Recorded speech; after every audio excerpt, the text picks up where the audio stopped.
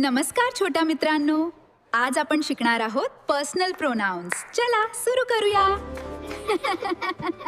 I म्हणजे मी. जेव्हा आपण स्वतःबद्दल बोलतो, यू म्हणजे तू किंवा तुम्ही. जेव्हा आपण समोरच्याशी बोलतो,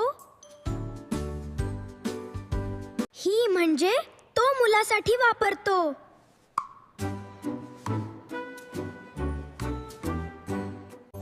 शी म्हणजे ती मुलीसाठी वापरतो.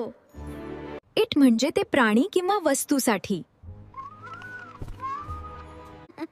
वी म्हणजे आपण सगळे मिळून.